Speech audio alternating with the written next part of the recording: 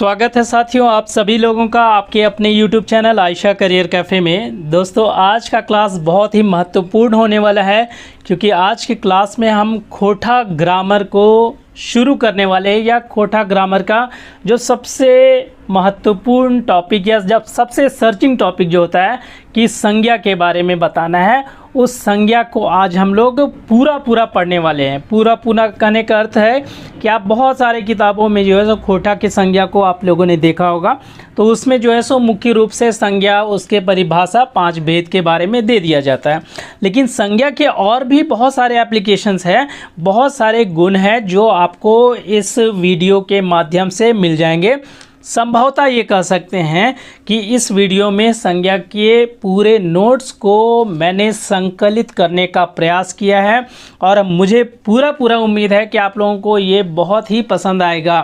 तो चलिए शुरुआत करते हैं। अगर आप लोगों ने संज्ञा खोटा का नहीं पढ़ा है, पेन कॉपी लेके भी आप सारी बातों को जो है सो नोट कर सकते हैं और इस टॉपिक को पढ़ाने के अंत में जो है सो इस टॉपिक से संबंधित जो प्रश्न है यानी संज्ञा से संबंधित जो प्रश्न है उन प्रश्नों को भी मैं करवाऊंगा। जो प्रश्न हमारे पिछले एग्ज़ाम में आ चुके हैं उन प्रश्नों को भी और कुछ नए प्रश्न जो है सो उन सबको, यानी कि आपको एक वीडियो में जो है वो खोटा का पूरा जो है सो क्लास आपका हो जाएगा संज्ञा के टॉपिक का।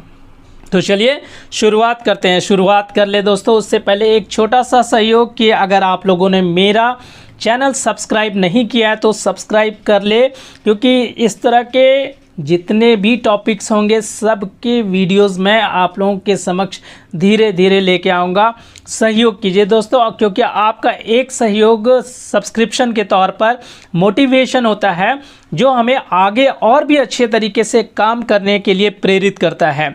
तो अगर सब्सक्राइब नहीं किया तो कर लीजिए और साथ ही साथ बेल आइकन को भी प्रेस कर दीजिए। तो चलिए टाइम को बिना वेस्ट किए हुए आज का टॉपिक शुरू करते हैं। खोटा का संज्ञा यानी कि नाउन। जैसा कि हम लोग जानते हैं कि नाउन आप किसी भी भाषा में पढ़ ले, खोटा क्या हिंदी संस्कृत जिसमें भी आपको पढ़ना है, इंग्लिश में पढ़ना है, संज्ञा का परिभाषा बदलता नहीं है, यानी नाउन का जो परिभाषा है वही है। यानी अगर हम हिंदी में कहेंगे तो संज्ञा किसी नाम को हम लोग कहेंगे, वस्तु के इस तरह से जो भी है भाव को उसको हम लोग संज्ञा कहते हैं। Noun is the name of person thing, English में हम लोग बोलते हैं ना परिभाषा, वही चीज़ यहाँ पर भी है, कोई अलग चीज़ नहीं है। लेकिन हम ठेठ भाषा में आपको सीधी आपको समझाते हैं कि संज्ञा किसे कहते हैं। कि जैसे अगर आप किसी भी वाक्य को लिखते हैं, वाक्य कई प्रकार के होते हैं। जैसे कि अगर हम लोग बोलेंगे कि सीधा वाक्य जिसको हम लोग इंग्लिश में अफर्मेटिव वाक्य भी बोलते हैं, एक नेगेटिव भी होता है, नकारात्मक होता है, या प्रश्नवाचक क्वेश्चन इंटरोगेटिव भी होता है। तो अगर कोई वाक्य सीधी है, अफर्मेटिव फॉर्म में है, ठीक है, और उसमें जो पहला शब्द आएगा यानी जिसके बारे में हम लोग बात कर रहे हैं वो शब्द हो सकता है कि कोई व्यक्ति हो या कोई वस्तु हो सकता है, कोई भाव हो, यानी किसी भी चीज़ के बारे में जब हम लोग बात करते हैं तो स्टार्टिंग का जो शब्द होता है ना उसी को हम लोग कहते हैं संज्ञा यानी नाउन कहते हैं।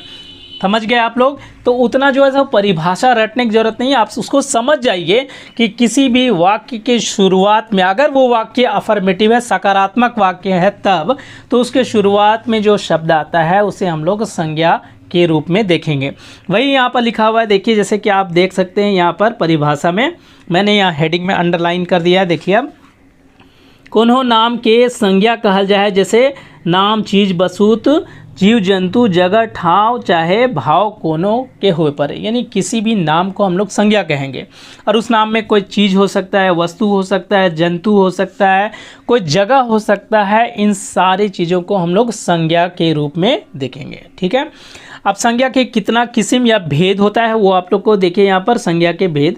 तो हम लोग जानते हैं संज्ञा के 5 भेद हैं। यहाँ पर देखिए 5 भेद दिया हुआ है ना। खोटाऊ हिंदी रग में संज्ञा 5 भेद मानल गया, यानी हिंदी की तरह जो है सो इसमें भी 5 भेद पाए जाते हैं। कौन कौन है?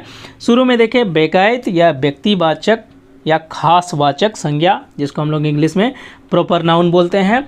दूसरा है जायत या आम वाचक संज्ञा, कॉमन नाउन जिसको बोलते हैं। तीसरा गोठवाचक या समूहवाचक संज्ञा जो है कलेक्टिव नाउन। चौथा में जो है सो चीज़ वस्तु या द्रव्यवाचक यानी मटेरियल नाउन। और अंतिम में जो है सो आपका एब्स्ट्रैक्ट नाउन यानी भाववाचक संज्ञा। भाववाचक संज्ञा जो है सो जो पांचवा में है। यानी संज्ञा के 5 रूप है, आप देख सकते हैं यहाँ पर, व्यक्तिवाचक, जातिवाचक, गोठ यानी समूहवाचक, चीज वस्तु यानी मटेरियल नाउन और भाववाचक संज्ञा, ये 5 रूप है। प्रश्न हमारा आ चुका है आपका झारखंड एसआई वाला एग्ज़ाम में, पंचायत सचिव में, इस सब में भी आ चुका है कि आपके संज्ञा के कितने भेद होते हैं। तो आप निसंदेह वहाँ पर 5 मार के आइए कि संज्ञा के 5 भेद होते हैं, कौन कौन यहाँ पर आपका दिया हुआ है। अब चलते हैं इन 5 को हम लोग पढ़ते हैं कि 5 क्या है। ऐसे हम लोग जानते हैं क्या है, अगर आपने कभी संज्ञा पढ़ा होगा तो वही चीज़ें यहाँ पर देख लीजिए। जैसे बेकायद या व्यक्तिवाचक या खास वाचक संज्ञा के बारे में, तो बेकायद वाचक संज्ञा कोनो खास बेगायत प्राणी, ठाव, किताब, ऐतिहासिक घटना, हेन तेन के नाम के बेगायत वाचक संज्ञा कहते हैं। यानी किसी खास प्राणी, किसी खास व्यक्ति, किसी खास जगह को हम लोग क्या कहेंगे, बेकायद या व्यक्तिवाचक या खास वाचक संज्ञा इसको हम लोग कहते हैं। जैसे हम यहाँ पर है राम है, सीआरडी है, हजारीबाग, पारसनाथ पहाड़ है ना, अटाना भगत आंदोलन, ये सब जितना भी यहाँ दिया हुआ एग्जाम्पल वो कोई खास व्यक्ति या खास जगह को दर्शा रहा है। और जब किसी खास व्यक्ति, खास जगह के बारे में बात करते हैं तो वो हम लोग बेगायत या व्यक्तिवाचक हम लोग संज्ञा की बात कर रहे होते हैं। कोई दिक्कत नहीं होना चाहिए दोस्तों, सीधा सीधी बात है कि अगर हम मोहन की बात कर रहे हैं तो मोहन जो है सो खास व्यक्ति हुआ तो वो व्यक्तिवाचक में चला गया। पारसनाथ पहाड़ की बात कर रहे हैं तो पारसनाथ पहाड़ एक खास पहाड़ी हो गया, वो व्यक्तिवाचक में चला गया, इसमें कोई डाउट नहीं होना चाहिए। अगला चलिए दूसरा जो है सो उसमें दूसरा में है आपका जायतवाचक, जायत या आमवाचक, कॉमन की बात करेंगे, कॉमन है इसमें, ठीक है, किसी खास का बात नहीं करेंगे, कॉमन जो सबके लिए है। जोन शब्द से गोटा जायते बोध होवे है वो जायतवाचक संज्ञा कहते हैं, जिससे पूरी जाति का बोध होता है, पूरी जाति का बोध होता है, ठीक है। जैसे यहाँ पर है मानुष, पुरुष, जनी, गांव, शहर, स्कूल, पहाड़, नदी, किताब, बढ़ई, किरानी, पोहना, गोरू, गिदर, टुंगरी, हेनतेन, मतलब ये सब जो है सो एग्जाम्पल दिए हुए हैं। अब जैसे यहाँ पर किसी को भी लेते हैं, मानुष, जैसे मनुष्य एक जाति है, ठीक है। उसी तरह से यहाँ पर है पुरुषों की जाति, महिलाओं की जाति, या फिर गांव जो है सो, ठीक है। तो गांव है ना एक जायत के रूप में आएगा, कई तरह के गांव होते हैं। नदी में आ जाएंगे, स्कूल, खास किसी नदी के बारे में तो नहीं बात कर रहे हैं। जब हम लोग नदी के बारे में बात कर रहे हैं, उस नदी में कोई भी आ सकता है, तो नदी जो है सो एक कॉमन चीज़ हो गया। लेकिन उसी नदी में अगर हम गंगा नदी की बात कर ले तो गंगा नदी जो है सो खास हो गया, यानी वो व्यक्तिवाचक में चला जाएगा। लेकिन जब हम सिर्फ नदी की बात कर रहे हैं तो वो आपका जातिवाचक में चला जाएगा। पहाड़ हो गया तो जातिवाचक, लेकिन अगर हम हिमालय पहाड़ की बात करें तो हिमालय पहाड़ व्यक्तिवाचक में चला जाएगा।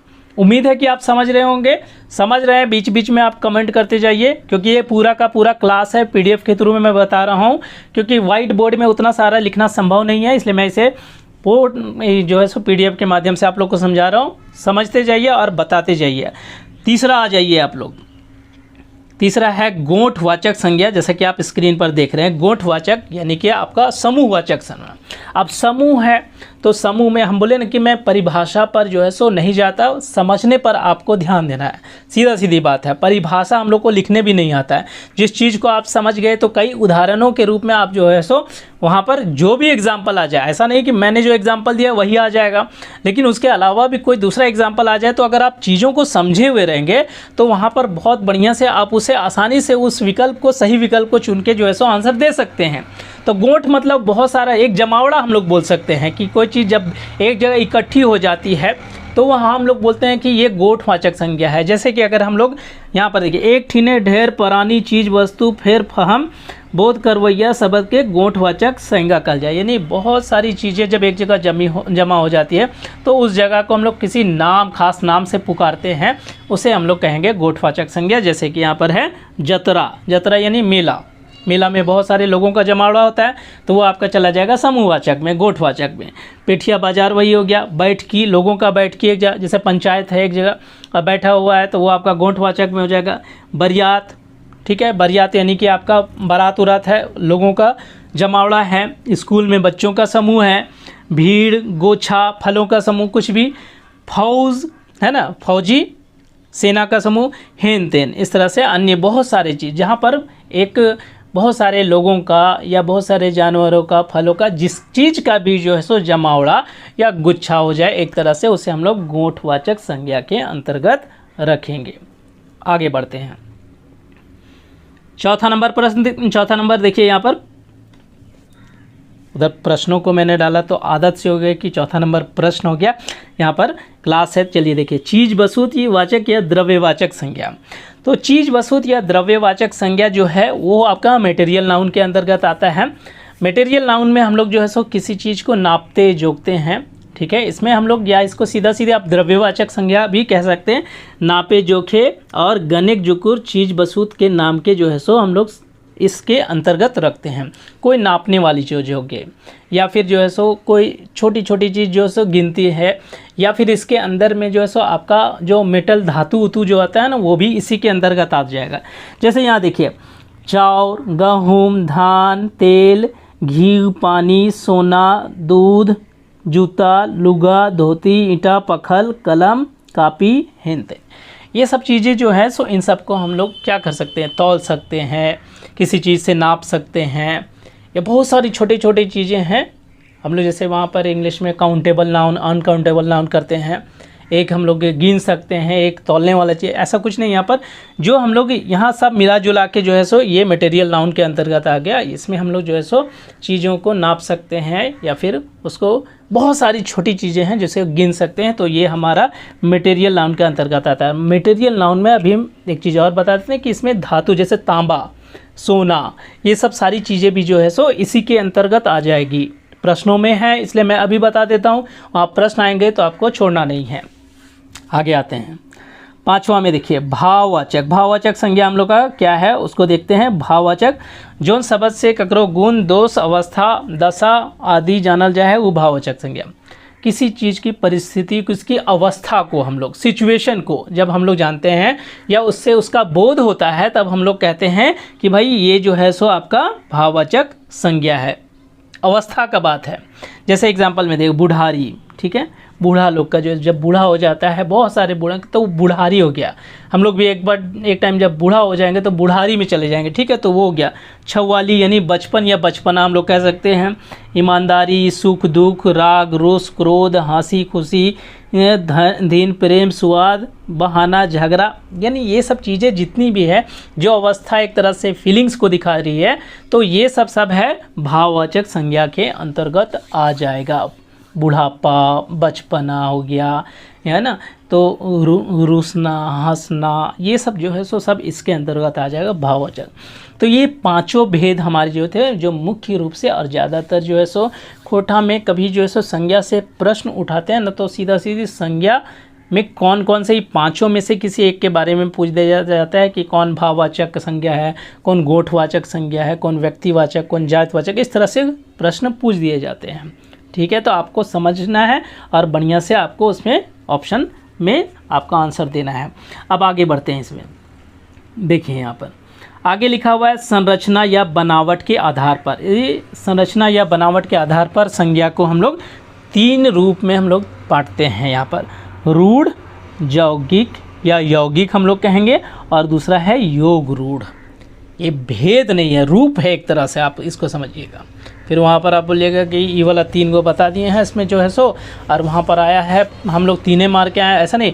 आप भेद वहाँ पर 5 आपका हो गया, वो एकदम कंफर्म आप रखिए। रूप देखिए, संरचना या बनावट के आधार पर संज्ञा को हम कितने रूपों में बांट सकते हैं, उसको खंडित कर सकते हैं, वो आपको यहाँ पर है। रूढ़ में देखिए, अब रूढ़ में क्या है, तो यहाँ पर देखिए, इसको समझिए बात को बढ़िया से, ये है क्या चीज़, वहाँ पर आप उसको अलग कर दीजिए, आप वहाँ पर भेद को। रूढ़ में क्या है कि ऐसा संज्ञा शब्द जेकर खंड या बांटल नहीं जा पाए, ऐसा कोई शब्द है जिसको हम लोग जो है सो उसको बांट नहीं सकते हैं। खंड अगर कर भी दिए ना तो उसका कोई मीनिंग नहीं निकला जाए, यदि कोई बांटल जाए बेस तो अर्थ ना निकले हैं, मतलब अगर उस शब्द को तोड़ भी दें तो उस तोड़ने का कोई फ़ायदा नहीं निकलता है, उसमें जो है सो कोई मीनिंग नहीं निकलेगा उसका तोड़ा। जैसे आम है और लोटा, यहाँ पर एक एग्जाम्पल दे दिया। अब लोटा को ही जैसे तोड़िए तो लो और टा, तो बताइए लो का मतलब क्या हुआ और टा का मतलब क्या हुआ, दोनों का कोई अर्थ निकला? कोई अर्थ नहीं निकला। तो इस तरह के जो शब्द होंगे कि जिसको हम लोग खंड भी कर दें तो उसके जो खंडित भाग है उसका कोई मीनिंग निकलने नहीं जा रहा है, तो ये आ जाएंगे आपके रूढ़ के अंतर्गत आ जाएगा। दोनों का कोई अर्थ नहीं है अलग करने पर भी। ठीक, अगला देखिए, अगला है यौगिक या यौगिक। इसको बढ़िया से देख लीजिए, यौगिक या यौगिक दूसरा नंबर है। संज्ञा के वैसन शब्द यौगिक कहल जाए जो दुगो फरका फरकी माने रखे वाला सार्थक मेल बने। मतलब वैसा शब्द संज्ञा का जिसको अगर हम दो पार्ट में डिवाइड कर दें तो उन दोनों पार्ट का जो है सो खंड खंड जो है सो एक मीनिंग निकलेगा। वहाँ मीनिंग नहीं निकल रहा था रूढ़ में, यहाँ पर निकलेगा मीनिंग। जैसे एग्जांपल में देखिए, यहाँ पर है धान खेत, धान खेत, बूट बारी, खाई घर, घर बारी। अब धान खेत को ही अलग कर लेते हैं तो धान प्लस खेत, तो धान का भी मीनिंग है और खेत का भी मीनिंग है। घर बारी को अलग करते हैं तो घर का भी मीनिंग है और बारी का भी मीनिंग है। तो इस तरह के जो शब्द आएंगे उसे हम लोग यौगिक के अंतर्गत या यौगिक के अंतर्गत रखेंगे। तीसरा जो है सो वो है योग रूढ़। जैसा कि आप देख लीजिए, तीसरा में योग रूढ़। संज्ञा के वैसन शब्द गुलाब जेकर रूढ़ जोग रूढ़ कहल जाए जो दुगो अलग अलग माने रखे वाला शब्द मेल से बनो है, मकिन दोनों मूल शब्द अर्थ से बनल शब्द के अर्थ अलग फर्चा है।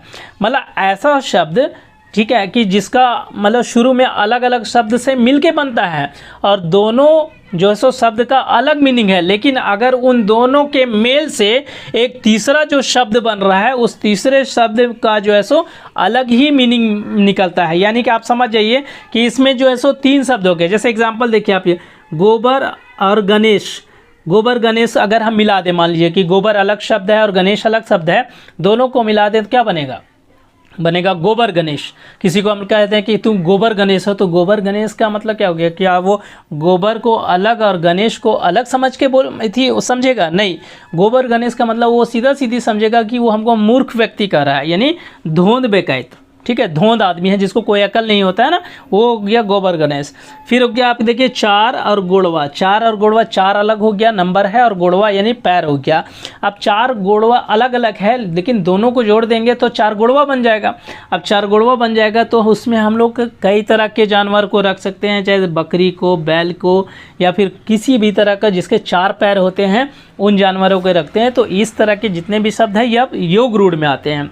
उसके अलावा है पैन और सोखा, पैन यानी पानी से और सोखा सोखने वाला, तो दोनों को अलग अलग करेंगे तो कोई मीनिंग नहीं है, मतलब अलग अलग सेपरेट मीनिंग तो जरूर है, लेकिन दोनों को जब मिला दे तो बन जाएगा पैन सोखा।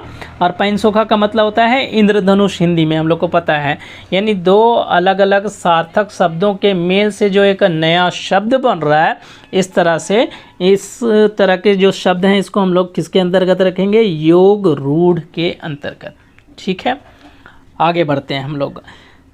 देखिए यहाँ ग्रीन कलर में मैंने एक नोट करके बहुत ही इंपॉर्टेंट बात यहाँ लिख दी है, जो कि बराबर जो है सो संज्ञा के प्रश्नों में आता है कि संज्ञा के उन्नार्थक शब्द या उन्नार्थक संज्ञा को लिखें। उन्नार्थक संज्ञा को सीधे सीधे ज़्यादा जो है सो आपको बहुत डीप में जो है सो आपको जानने की ज़रूरत नहीं। समझ जाइए कि उन्नार्थक संज्ञा के छोट रूप को बोलते हैं। यानी कोई भी चीज़ बड़ी है, कोई भी चीज़ अगर उसका छोटा रूप को हम लोग बात करेंगे तो वो उसका उन्नार्थक संज्ञा हो जाएगा। जैसे डाबर, डाबर मतलब होता है बड़ा, बड़ा खेत होता है ना, तो उसको हम लोग डाबर बोलते हैं।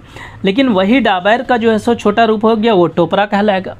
उसी तरह से टांगी है, टांगी बड़ा में हो जाएगा और टैंगला जो है सो छोटा में हो जाएगा।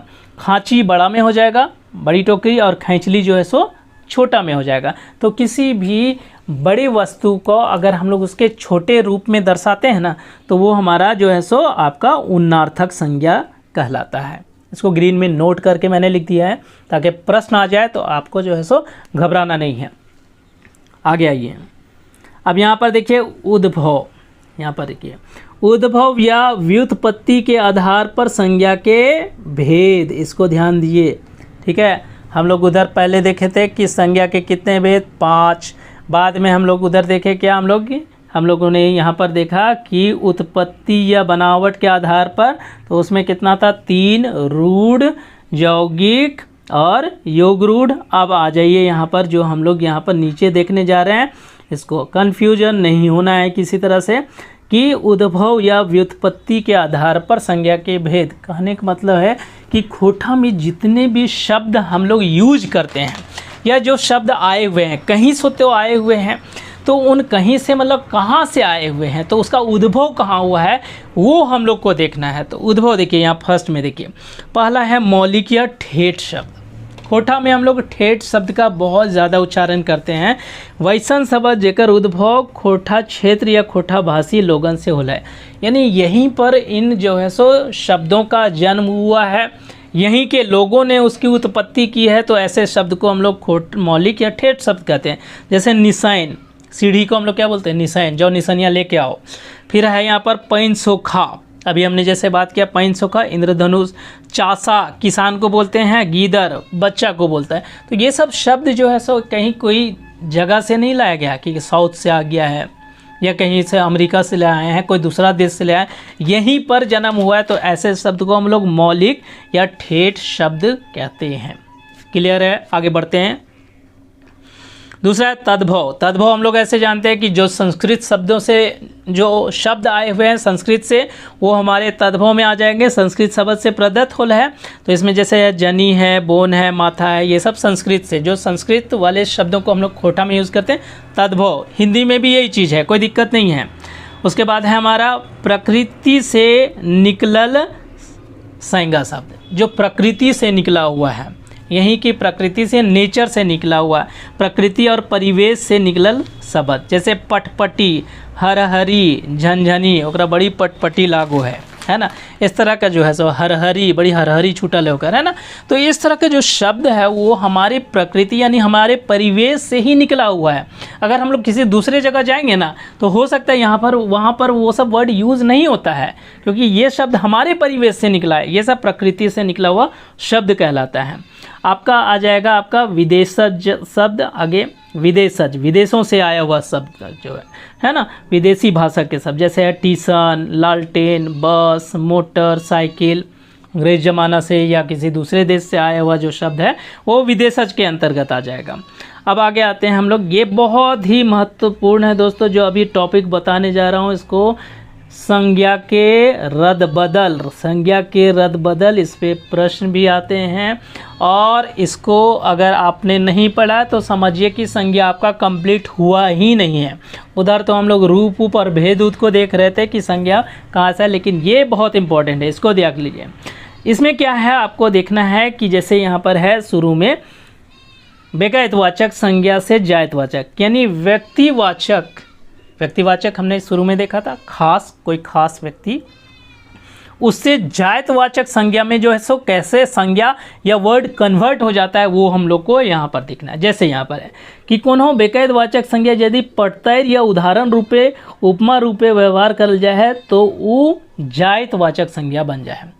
जैसे अगर हम लोग बात करेंगे, मान लीजिए कि एक एग्जाम्पल यहाँ पर अभी मैं बताता हूँ, उसके बाद फिर पहले समझा लेता हूँ, फिर यहाँ बताता हूँ कि अगर किसी भी संज्ञा को, कोई भी संज्ञा, मान लीजिए सचिन तेंदुलकर की हम बात कर रहे हैं, बोलेंगे कि सचिन तेंदुलकर एक बहुत अच्छा खिलाड़ी है क्रिकेट का, तो सचिन तेंदुलकर की बात कर रहे हैं तो सचिन तेंदुलकर एक खास नाम है, तो हम लोग सीधा सीधी बोलेंगे कि सचिन तेंदुलकर व्यक्तिवाचक में चला जाएगा। लेकिन अगर हम किसी व्यक्ति की तुलना उस सचिन तेंदुलकर से कर दें, जैसे मान लें कि हमने अभी यहाँ फर्स्ट में एग्जांपल जैसे यहाँ लिखा हुआ है कि एम.एस. धोनी झारखंड के सचिन तेंदुलकर है, कि एम.एस. धोनी जो है सो झारखंड के सचिन तेंदुलकर है। यहाँ तो दो नाम आ गए, एम.एस. धोनी भी आ गया और आपका सचिन तेंदुलकर भी आ गया। तो आप क्या बोलेंगे इसमें कि एम.एस. धोनी और सचिन तेंदुलकर दोनों क्या है, दोनों व्यक्तिवाचक संज्ञा है? नहीं, हम लोग जिसके बारे में बात कर रहे हैं वो व्यक्ति हो जा रहा है, लेकिन यहाँ उदाहरण के रूप में कौन आ रहा है? उदाहरण के रूप में यहाँ पर आपका सचिन तेंदुलकर आ रहा है। तो सचिन तेंदुलकर यहाँ पर व्यक्तिवाचक नहीं बल्कि वो जायतवाचक हो जाएगा, आम, ठीक है। वो जायतवाचक जो है सो संज्ञा के अंतर्गत है, यानी एम.एस. धोनी की तुलना जो है सो वो सचिन तेंदुलकर से की जा रही है। लेकिन बात किसके बारे में कर रहे हैं? बात हम एम.एस. धोनी की बात कर रहे हैं। तो एम.एस. धोनी आपका हो गया व्यक्तिवाचक, ये व्यक्तिवाचक हो गया, और सचिन तेंदुलकर जो है सो वो आपका जायतवाचक संज्ञा हो जाएगा। उम्मीद है कि बात आपको समझ में आ गई होगी कि जिसके बारे में बात कर रहे हैं वो व्यक्तिवाचक, और जिसके उदाहरण के रूप में बात कर रहे हैं, जिस पर उदाहरण लेके हम बात कर रहे हैं, वो उदाहरण वाला व्यक्ति जो है वो जातिवाचक में चला जाएगा। दूसरा जैसे एग्जाम्पल इसमें देख सकते हैं, दूसरा में जैसे है लोहा सिंह, हमारे गांव एक दारा सिंह लगे, तो लोहा सिंह के बारे में बात करें, लोहा सिंह व्यक्तिवाचक हो गया और दारा सिंह जो है सो वो जातवाचक में चला जाएगा। फिर श्रीनिवास पानूरी खोटा के वाल्मीकि है, श्रीनिवास पानूरी जी क्या हो जाएगा और वाल्मीकि क्या हो जाएगा, ये आप कमेंट में बता दीजिए। आप सब चीज़ तो हम ही नहीं बताएंगे, आप समझ रहे हैं तो नीचे कमेंट में भी बताते जाइए। अब ये तीनों वाक्य में देखिए नीचे लिख दिए, सचिन तेंदुलकर, दारा सिंह, वाल्मीकि, ये सब क्या है आपका जायतवाचक संज्ञा के रूप। यानी यहाँ पर जो है सो व्यक्तिवाचक संज्ञा जो है वो किस रूप में आ रहा है, जायतवाचक के रूप में। लेकिन कब, जब उसका प्रयोग उदाहरण स्वरूप हो रहा है तब वो जातिवाचक सूचक के रूप में आ जा रहा है, यानी व्यक्तिवाचक जातिवाचक के रूप में कन्वर्ट हो रहा है। इसलिए ये पहला टॉपिक इसका है कि व्यक्तिवाचक बेकायदवाचक से हम लोग जायतवाचक में बदल रहे हैं। दूसरा आगे देखिए, दूसरा में है आपका, देखिए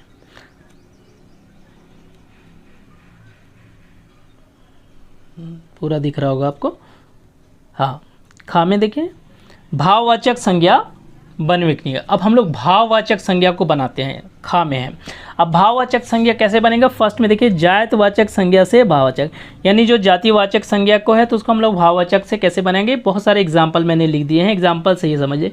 कोरही, जैसे कोरही जो है सो एक आपका क्या है, जायतवाचक है, बड़ी कोरही लागो ही तुरे, है ना, कोरही, तो वो हो गया आपका।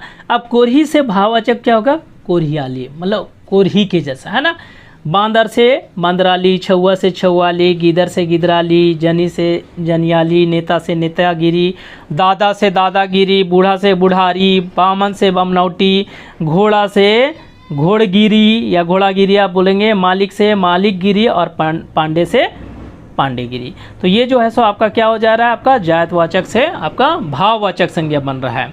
इसके आगे हम लोग देखिए यहाँ पर दूसरा में है कि बेकायदवाचक से अब भाववाचक। वहाँ हमने शुरू में देखा था बेकायदवाचक से जायतवाचक, यहाँ बेकायदवाचक से आपका भाववाचक बन रहा है। बेकायदवाचक से जैसे गांधी, गांधी जो है सो आपका क्या हो जाएगा, गांधी व्यक्तिवाचक। अब गांधी से भाववाचक क्या, गांधी से यानी गांधी को मानने वाले उसकी विचारधारा जो है सो वो क्या हो जाएगा, गांधीवाद या गांधीगिरी।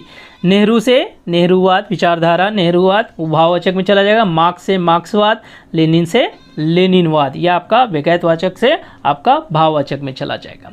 फिर आप आ जाइए क्रिया से भाववाचक संज्ञा, ठीक है, क्रिया से आप भाववाचक, क्रिया जो है सो वर्ब, उससे आप भाववाचक संज्ञा, खटेक खटना, ठीक है, खटना वर्क करना, वर्क जो है सो वो आपका क्या हो जाएगा, क्रिया हो जाएगा। तो इसका भाववाचक संज्ञा खटाली या खटानी, बड़ी खटाली हो, है ना, तो खटाली आपका भाववाचक संज्ञा। देखेक से देखौटी देखानी, टिपेक से टिपाए टिपानी, धधायक से धधायनी, कमायक से कमायनी, कांदेक से कांदवाए, हासेक से हंसवाए, दौड़ेक से दौड़वाए। ये सब क्रिया से भाववाचक संज्ञा में परिवर्तित हो रहे हैं।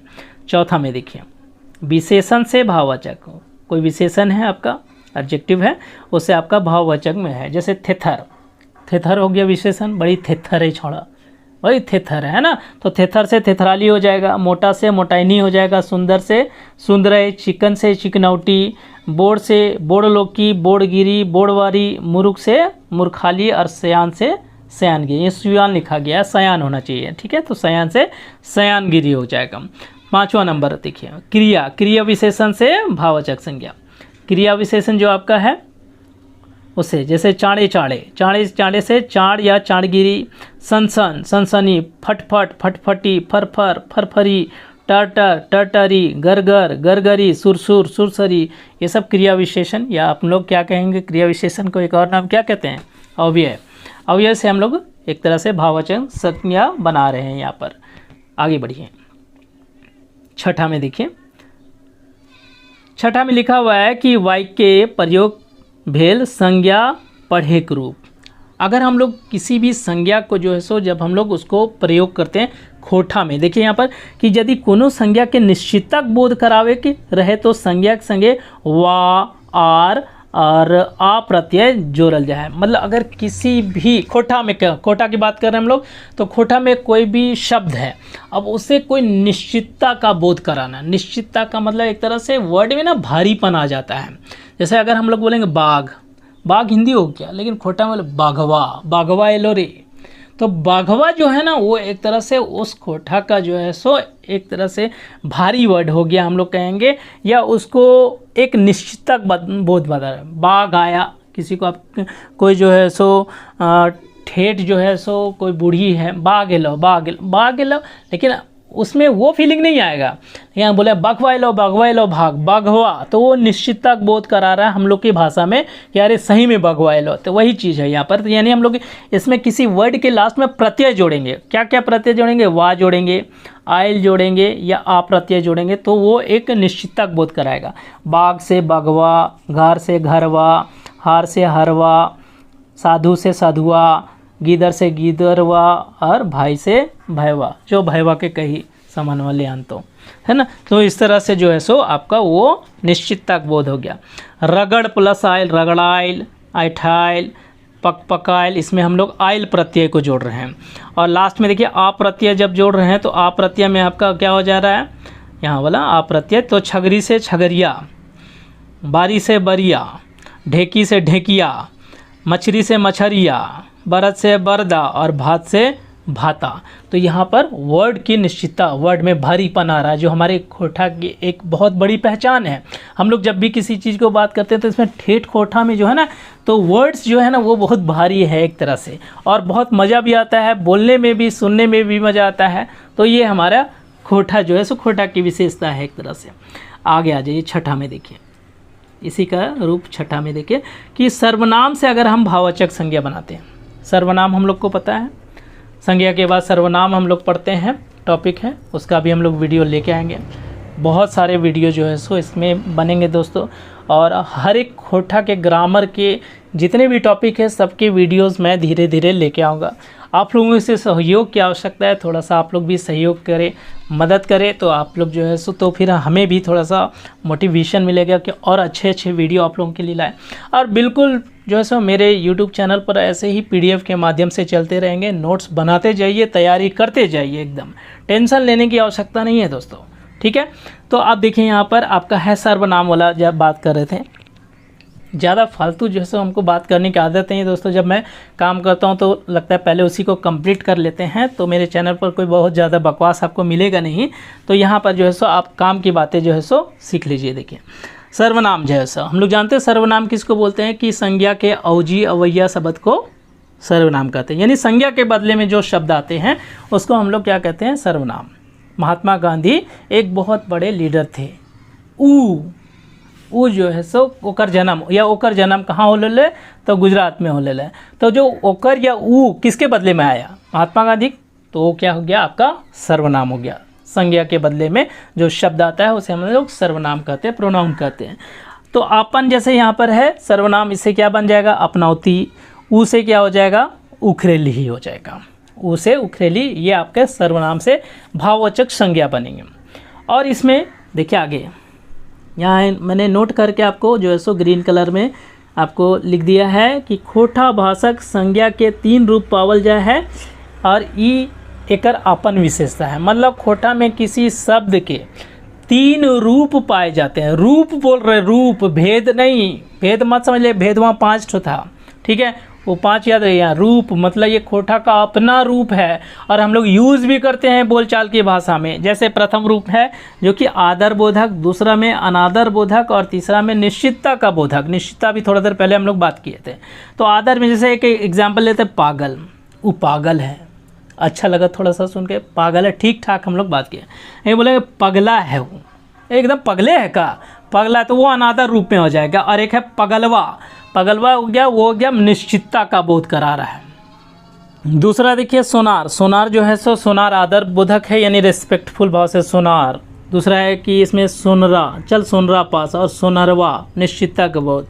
लोहार, लोहरा, लोहरवा, भात, भाता, भतवा, पेट, पेटा और पेटवा। यानी प्रथम रूप आदर, हम लोग यहाँ रेस्पेक्टफुल बात कर रहे हैं। दूसरा में अनादर, जैसे तैसे, ठीक है, जो हम लोग जनरली अपने लोगों के बीच में बात करते हैं। और तीसरा में निश्चितता का बोध हो रहा है, थोड़ा सा वर्ड में भारीपन आ रहा है। तो ये आपका हो गया खोटा के ये 3 रूप है। यहाँ पर 3 रूप जो कि इसकी अपनी विशेषता है खोटा की। इसको भेद से आप कंपेयर नहीं करिएगा, ठीक है। आगे बढ़ते हैं हम लोग। यहाँ कुछ प्रमुख बातें नीचे में है। अब देखिए यहाँ पर संज्ञा शब्द से क्रिया बनवेग नहीं, अगर कोई संज्ञा शब्द है तो उससे क्रिया बने कैसे बनेगा, जैसे खेल है, ठीक है, खेल में वेग जोड़ देंगे, खेल वेग हो गया, तो खेल वेग आपका जो है सो क्या हो जाएगा, क्रिया हो जाएगा। यानी चरक, चरक वेग, चरकावेग या चरकावेग, डहर वेग, डहरावेग, डहर आपका संज्ञा, वेग जोड़ दिया डहरावेग, वो हो गया आपका क्रिया। पानी संज्ञा है आपका, आवेग पनियावेग, ये सब हो गया संज्ञा शब्द से आप क्रिया बना रहे हैं। आगे बढ़ते हैं, देखिए आप अब इसमें जो है सो वस्तुनिष्ठ प्रश्न आते हैं। बहुत सारे वस्तुनिष्ठ प्रश्न हैं दोस्तों, अगर आपने ठीक से इसको नोट्स को बढ़िया से पढ़ा होगा तो आप सारे के सारे प्रश्न बढ़िया से आप बना सकते हैं। अभी जैसा मैंने कहा कि जो प्रश्न पिछले एग्ज़ाम में या जितने भी एग्ज़ाम हुए हैं खोटा में संज्ञा से संबंधित जो प्रश्न आ चुके हैं उसको भी मैंने यहाँ पर संकलित किया है, आप देख सकते हैं। जैसे कि आपका पहला प्रश्न यहाँ पर जो है वो देखिए, संज्ञा के कई गो भेद पावल जाए है, सीधा सीधे कितने भेद हैं, तो आपको देखिए जेटेट 2016 में पूछा गया है 6 to 8 में, या झारखंड एसआई का है जो आपका एसटी लिख देगा, एसआई है यहाँ पर 2017 पंचायत सचिव 2018 में, तो सीधा सीधी अर्थ हम लोग का क्या हो जाएगा कि इसके कितने भेद हैं, तो 5 भेद है हमारे, ठीक है, संज्ञा के 5 भेद है।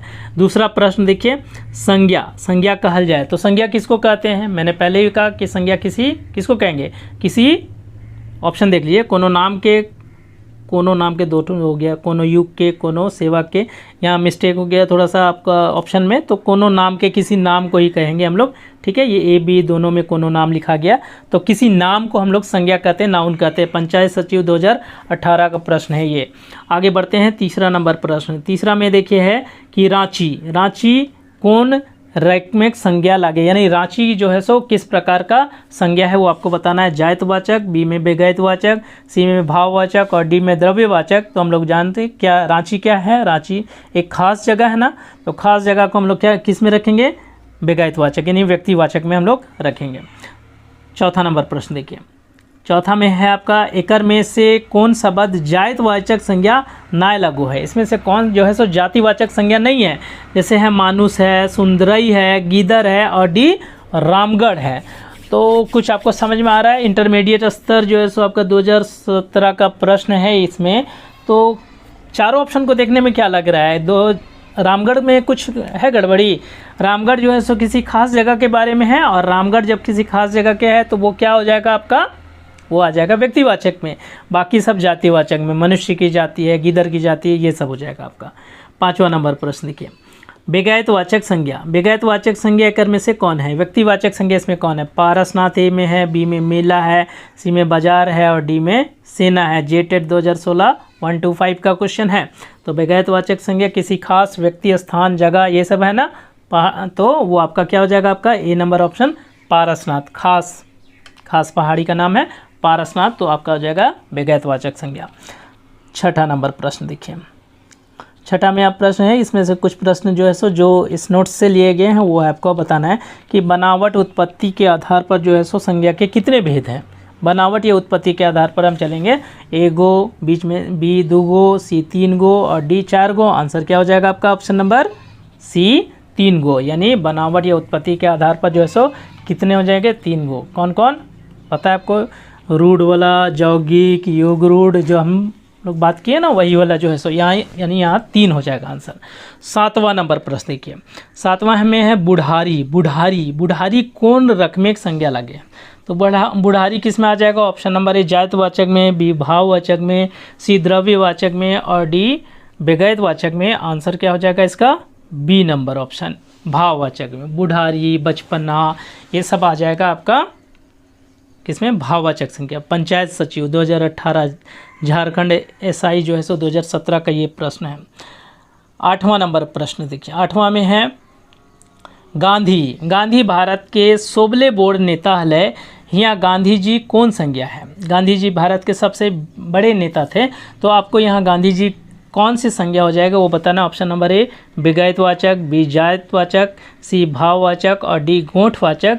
आंसर क्या हो जाएगा, ऑप्शन नंबर ए बेगैतवाचक। गांधी जी के बारे में हम लोग यहाँ पर बात कर रहे हैं, सीधा सीधी किसी से तुलना तो नहीं कर रहे हैं, तो बेगैतवाचक संज्ञा में आ जाएगा।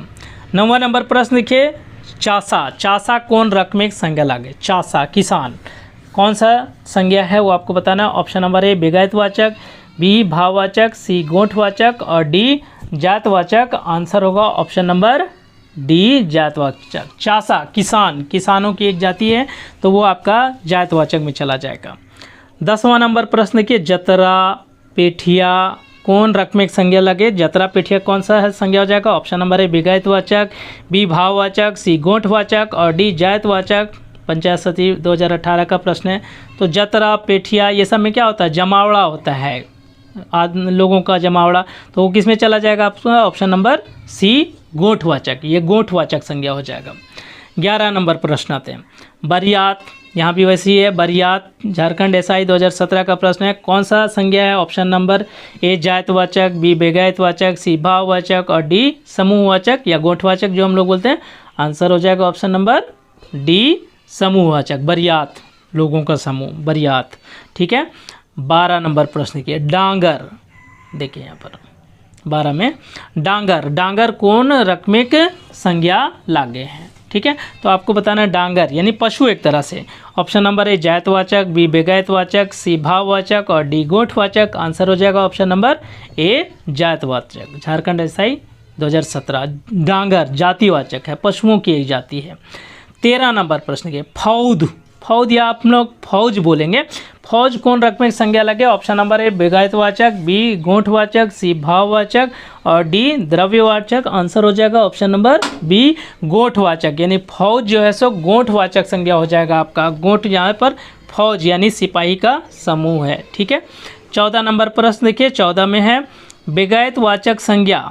यहाँ पर देखिए बेगायतवाचक संज्ञा जब साभे गुलीन के खातिर प्रयोग हो है तो ओकरा कौन संज्ञा कहल जाए? यानी व्यक्तिवाचक संज्ञा जब सबके लिए प्रयोग होता है, एक तरह से उदाहरण स्वरूप प्रयुक्त होता है, तो फिर हम लोग उसको किस संज्ञा में रखते हैं? ऑप्शन नंबर ए बेगायतवाचक, बी भाववाचक, सी गोठवाचक और डी जायतवाचक संज्ञा। आंसर होगा ऑप्शन नंबर डी जायतवाचक संज्ञा, यानी व्यक्तिवाचक संज्ञा जब किसी उदाहरण स्वरूप आता है तब हम लोग उसमें किस में रखते हैं? उसे जातिवाचक संज्ञा के रूप में रखते हैं। जैसा कि वहाँ एग्जाम्पल दिया हुआ था कि MS धोनी जो है सो झारखंड एक सचिन तेंदुलकर है, तो वहाँ पर MS धोनी वो व्यक्तिवाचक था, लेकिन सचिन तेंदुलकर जो आया था वो एक उदाहरण स्वरूप आया था, तो वहाँ पर सचिन तेंदुलकर क्या था? आपका जातिवाचक संज्ञा।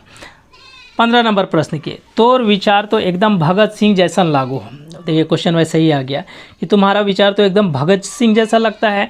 एकर में भगत सिंह कौन रकमेक संज्ञा लगे? इसमें भगत सिंह किस प्रकार का संज्ञा? तो भगत सिंह नाम देखते के साथ फटाफट एकदम जो है सो क्या खास नाम आ गया है ना, तो तुरंत व्यक्तिवाचक नहीं मार देना है, वहाँ ये देखना है कि क्या है वहाँ पर।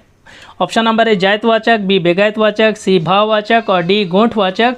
आंसर क्या हो जाएगा? ऑप्शन नंबर ए जायतवाचक, ये जातिवाचक संज्ञा हो जाएगा क्योंकि भगत सिंह यहाँ पर एग्जाम्पल के रूप में आ रहे हैं। ठीक है। तोर विचार तुम्हारे विचार के रूप में, मतलब वो दूसरा आदमी की बात हो रहा है लेकिन उसका विचार किसके जैसा? भगत सिंह, भगत सिंह एग्जाम्पल के तौर पर। 16 नंबर प्रश्न देखिए, गीदर, गीदर कौन रकमेक संज्ञा लगे है? तो गीदर कौन सा है? बच्चा जो है। ऑप्शन नंबर ए बेगायतवाचक, बी जायतवाचक, सी गोठवाचक और डी भाववाचक। आंसर हो जाएगा ऑप्शन नंबर बी जायतवाचक, गीदर जो है सो जातवाचक संज्ञा हो जाएगा। 17 नंबर प्रश्न देखिए, 17 में है गीदर से बनल भाववाचक संज्ञा, यानी गीदर से बना हुआ जो भाववाचक संज्ञा वो आपको बताना है। ऑप्शन नंबर ए गिदरपन, बी गिदरन गिदरान, सी गिदराली और डी गिदरार। आंसर होगा ऑप्शन नंबर सी गिदराली। ये गिदराली, गीदर से गिदराली, यानी एक तरह बचपन से बचपना हो गया एक तरह से। इस तरह के प्रश्न मैंने जो है सो जो संज्ञा के सेट जो है अभी तक 10 सेट मैंने अपने यूट्यूब चैनल पर अपलोड किया है, जो कि पूरे ग्रामर सेक्शन पर है, जो आपके CGL में जो सिलेबस है उसके आधार पर 10 सेट मैंने डाला है और ये सारे प्रश्न उसमें मिल जाएंगे। जितने भी टॉपिक्स हैं संज्ञा के, सर्वनाम के, अव्यय के या फिर क्रिया के, सारे की जो है सो उन सबको मिला के 10 सेट अभी तक मैंने डाला हुआ। नहीं देखा है तो आप चैनल पर विजिट कीजिए, प्लेलिस्ट में जाइए, प्लेलिस्ट बना हुआ है कोठा ग्रामर का वहाँ पर, और उस ग्रामर सेक्शन में जाके सारे वीडियोस को क्रमवार देखिए और अपना जो है सो अभ्यास कीजिए दोस्तों एक तरह से। 18 नंबर प्रश्न देखिए, 18 में है हेठे शब्द गुलाय भाववाचक संज्ञा कौन टा लागे, यानी यहाँ पर जो नीचे में जो है इसमें से जितने भी शब्द दिए गए हैं उसमें से भाववाचक संज्ञा कौन है वो बताना है। ऑप्शन नंबर ए गाद, बी हवा, सी ढढनाच। और डी गोछा। आंसर हो जाएगा ऑप्शन नंबर सी ढढनच। ढढनच जो है सो यहाँ पर भाववाचक संज्ञा हो जाएगा। 19 नंबर प्रश्न देखिए, 19 में बुझाव, बुझनगर और बुझत, ये 3 गो जो वर्ड है ये सेट में मिल जाएगा मेरे। बुझाव, बुझनगर और बुझत में संज्ञा छाटा, इसमें संज्ञा कौन है? ऑप्शन नंबर ए बुझाव, बी में बुझनगर, सी बुझत, डी में एकर में से कोई ना है। आंसर हो जाएगा ऑप्शन नंबर ए। ए आपका ऑप्शन हो जाएगा बुझाव, यानी इसमें जो है सो आपका बुझाव जो है वो हो जाएगा आपका संज्ञा। 20 नंबर प्रश्न देखिए, खाटी, खाटी के उन्नार्थक संज्ञा छाटक। अभी मैंने बताया था कि उन्नार्थक किसी वस्तु का जो छोटा रूप है वो हो जाएगा उन्नार्थक संज्ञा। जैसे खाटी का क्या हो जाएगा? ऑप्शन नंबर ए खटिया, बी खटनी, सी खटानी और डी खैटली। आंसर हो जाएगा ऑप्शन नंबर डी खैटली, यानी खाटी का जो उन्नार्थक संज्ञा हो जाएगा वो हो जाएगा आपका खैटली। 21 नंबर प्रश्न देखिए, उसी उन्नार्थक पर है। खांची के उन्नार्थक संज्ञा बताओ। खांची का और एक खैंचली, बी खांचा, सी डेमनी और डी टुपली। आंसर हो जाएगा ऑप्शन नंबर ए खैंचली। खांची का उन्नार्थक संज्ञा खैंचली हो जाएगा। 22 नंबर प्रश्न देखिए, 22 में है एकर में से गोठवाचक संज्ञा छाटा, यानी समूहवाचक संज्ञा छाटना है। ऑप्शन नंबर ए डहर, बी डाबर, सी डायर और डी टीसन। गोठवाचक, समूहवाचक, आंसर हो जाएगा ऑप्शन नंबर डी टीसन। टीसन जो है सो बच्चों का समूह, ट्यूशन है ना, तो वो आपका हो जाएगा गोठवाचक संज्ञा। 23 नंबर प्रश्न देखिए, 23 में है एकर में द्रव्यवाचक या चीज वस्तुवाचक संज्ञा छाटा। मटेरियल नाउन छाटना है। ऑप्शन नंबर ए दूध, बी तांबा, सी दही और डी एकर में सोब। तो ये सब जितना नापने जोखने वाला चीज़ और उसमें मटेरियल में आपका धातु उतु भी आ जाएगा तो सारा हो जाएगा इसमें ऑप्शन नंबर डी हो जाएगा, एकर में सोब हो जाएगा। 24 नंबर प्रश्न देखिए, एकर में से भाववाचक संज्ञा छाटा। भाववाचक संज्ञा आपको बताना है। ऑप्शन नंबर ए जुआन, बी सियान, सी जवान और डी जवानी। आंसर हो जाएगा ऑप्शन नंबर डी जवानी। जवानी जो है सो भाववाचक संज्ञा हो जाएगा, ये स्थिति है, कंडीशन है यहाँ पर, ठीक है, तो ये आपका हो जाएगा जवानी। 25 नंबर प्रश्न के 25 में है एकर में से गोठवाचक संज्ञा छाटना है, समूहवाचक। ऑप्शन नंबर ए सभा, बी बरियात, सी बैठकी और डी एकर में से सोब। आंसर हो जाएगा ऑप्शन नंबर डी एकर में से सोब। सब जगह जो है सो लोगों का जमावड़ा है, सभा में, बरियात में, बैठकी में, तो आपका आंसर डी हो जाएगा एकर में सोब। 26 नंबर प्रश्न देखिए, डाबर, अभी हम लोगों ने देखा था उन्नार्थक में, डाबर के उन्नार्थक संज्ञा। ऑप्शन नंबर ए खापर, बी डाबरा, सी टोपरा और डी टाड़। आंसर हो जाएगा ऑप्शन नंबर सी टोपरा। डाबर बड़ा खेत के बोलते हैं और छोटा जो है सो उसको क्या बोलते हैं हम लोग? टोपरा बोलते हैं। तो आंसर हो जाएगा ऑप्शन नंबर सी टोपरा। 27 नंबर प्रश्न देखिए, टांगा। टांगा शब्द एक उन्नार्थक शब्द, टांगा बड़ा हो जाएगा, उसका छोटा रूप लिखना है। ऑप्शन नंबर ए टांगी, बी टैंगला, सी फरसा और डी तलवार। आंसर हो जाएगा option number D B. Answer हो जाएगा बी टैंगला। टैंगला हो जाएगा टांगा का उन्नार्थक संज्ञा टैंगला। 28 नंबर देखिए, 28 में बेकायदवाचक संज्ञा छाटना है, व्यक्तिवाचक।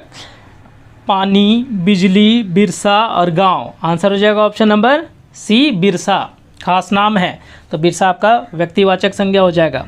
29 नंबर प्रश्न देखिए, चीज वस्तु वाचक संज्ञा छाटना है, यानी कि मटेरियल नाउन। ऑप्शन नंबर ए काड़ा, बी गरु, सी छगरी और डी एकर में से कोनो नाय। आंसर क्या हो जाएगा आप लोग का? ऑप्शन नंबर डी एकर में से कोनो नाय। इसमें से कोई भी चीज़ नहीं है जो चीज वस्तु या मटेरियल नाउन के अंतर्गत आती है, ठीक है।